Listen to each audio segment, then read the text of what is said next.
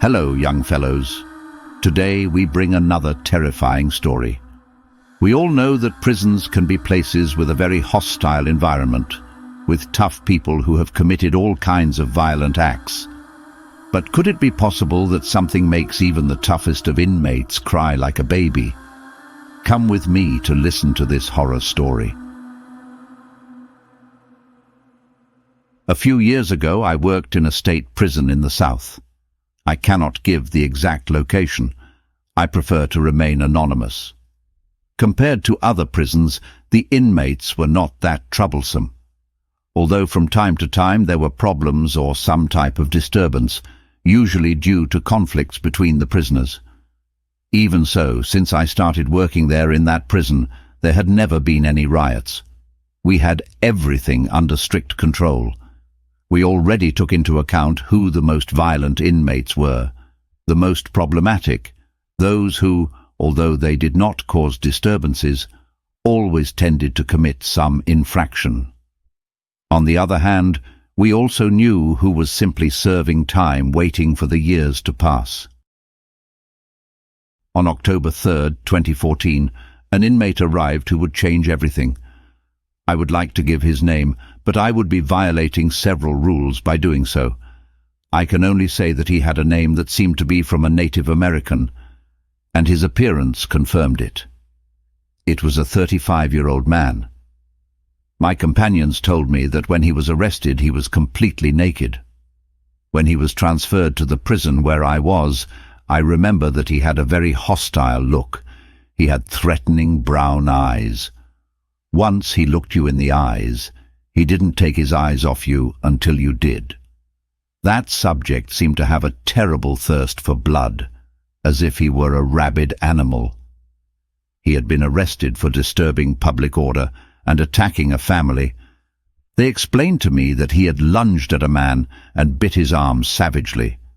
This man gave them too much trouble to subdue him and handcuff him. So we were recommended to be very careful with this man. Routine procedures were performed, fingerprints and a photograph were taken. The inmate didn't speak a single word. It was difficult to tell if he didn't understand us or just refused to. He seemed serious. He seemed to maintain a constant guard, even if he did not make any kind of suspicious movement. He was taken handcuffed to an individual cell. We did not want to place him with other inmates for safety. We had no idea how he would react. In that section there were a series of small, single cells along the corridor, 34 cells on the left side and another 34 on the right side. After a few minutes, the comments and laughter of the other inmates could be heard. This reception between them was normal. After 30 minutes after we left him in his cell, one of the inmates began to scream desperately. 4 officers arrived immediately without understanding what was happening. The inmate who was screaming was one who was in front of the subject. This man was begging for his life, that we get him out of there. I didn't recognize him. He was a difficult guy to intimidate, who had already been in prison for 5 years. We tried to talk to him, but he was holding on to the bars while shaking them. He had started to cry. He was just saying that we should get him out of there. We noticed that he was looking straight ahead, straight at the inmate we had just brought in. The new inmate was sitting on the floor, staring at the screaming guy. After paying attention to him, I noticed that he didn't blink. I passed my hand through his field of vision and he didn't react. He continued looking straight ahead, without taking his eyes off the other subject. My colleagues took measures to calm him down. We looked at each other without understanding anything. One of my colleagues began snapping his fingers in front of the new inmate, who was still absorbed. At one point he looked at my partner and yelled wildly at him. 2 of my companions were scared by the sudden scream. It didn't take me that much by surprise, since I had my eyes on him. Then the inmate in front warned us that the new one was going to kill us all. Most of the convicts began to riot only to foment unrest. We didn't know whether to take the other prisoner seriously. He didn't seem to be playing, he was panicking. I called the doctor on duty to check him out, while one of my colleagues went to the new one. He began to threaten him with different things that he would do to him if he looked for trouble. The man extended his arm through the cell at high speed, grabbed my partner's arm and pulled him inside as if he wanted to put him behind bars.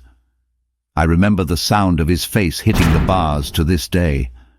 He tried to free himself, but he couldn't, so I quickly went to help him to try to free him, but the inmate wouldn't let go. After a few seconds of struggling, he finally let go. Silence ruled the hallway. Some of the prisoners saw what happened. No one dared to make a sound. We moved away from him quickly. I noticed something that caught my attention in his gaze. I remembered that his eyes were brown, but at that moment they were a strange honey tone. After a few minutes, the doctor checked the inmate who was having a panic attack. He explained to us that it was a simple nervous breakdown. Then we asked him to check the new one. He totally refused. The doctor told us about the conversation he had with the inmate he treated previously. He did not want to expose himself without the corresponding measures. One of my colleagues laughed at the doctor, calling him a coward. However, the officer who was attacked, and I understood, we had to relocate the inmate who panicked to another location. One of my colleagues stayed in the hallway for a few hours, just to maintain a presence due to the disturbances. He called us over the radio with a strange tone of voice. He sounded shocked. We arrived in a few minutes. He pointed towards the new inmate's cell. In a low voice, as if he didn't want him to hear us, he told us that he thought he heard him growl on more than one occasion. Another of my colleagues told us about legends of skinwalkers, about people who could transform into animals when they needed to. The inmate began to scream at the person who told the story in a very savage manner and stuck his arm out between the bars in hopes of grabbing him, although the distance was not enough for him to be able to grab him. Some of the inmates nearby began to get nervous. The strange inmate looked out of his mind. He began to throw his body against the bars without stopping. We watched him carefully. We understood at that moment that there was no way he would tear down the bars. Then he began to make a guttural sound, placed his hands on the bars, and began to force himself to open them. His face was reddened by the effort, and we noticed how he managed to slightly deform the bars. We felt that the situation was getting out of hand. We had an inmate who was showing us unusual strength. We called our superiors as we considered this an abnormal situation. The inmates once again became agitated. Now they were upset because they did not know what was happening. We watched the inmate for several minutes. He began to walk in circles using his 4 limbs as if he were a dog. He made a sound that I can't find a way to describe. His throat made some deep sound, so much so that even my throat hurt when I imagined his effort. Then we noticed how the veins in his arms stood out, and by paying attention, we could hear the sound of his joints and bones. What was unmistakable was how the vertebrae in his spine began to protrude. Our superior arrived in a bad mood, as he said he had other more important things to do. He looked at the subject and downplayed him. He told us that according to him, he was just attracting attention, that he was just crazy or pretending. Then he ordered us to leave because he believed that the more attention we gave him, the worse it would be. We were sure that our superior underestimated the situation.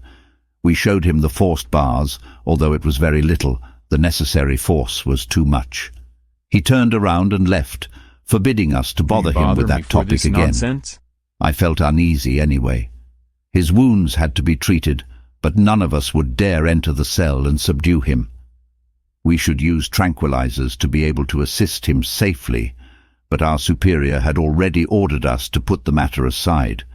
We were afraid that something would happen to him, and we would end up being prosecuted for negligence. After a few minutes, I kept an eye on him. He hadn't stopped walking in circles. At one point, he looked me in the eyes and froze. He let out a ferocious growl, and the spotlight above me exploded. A blackout was generated in the hallway. I fled instinctively. The inmate began to howl, while the rest of the inmates screamed in terror. Some other officers came and talked to me, but I didn't understand what they were saying. I was so terrified that for a moment I lost track of everything. We heard one of the prisoners shout louder than the others, asking for help. Help! We Help! entered the dark hallway using our flashlights. I managed to see a dark mass moving in the shadows. It disappeared almost instantly. Then we heard the sound of some stones. When we pointed the flashlights, we saw part of the inmate's cell separated from the wall. When searching everywhere, another of the inmates was lying dead. His arm was out in an impossible position. His shoulder was dislocated. When we observed him carefully, we noticed his torn clothes and his severed neck. The light returned as we digested what had happened. We never found any trace of the inmate. The official report said that he had escaped due to the bad conditions of the cell. The rest of the inmates confirmed that the strange man had escaped from his cell and attacked the first one he came across, but the inmates' testimonies were ignored by the authorities.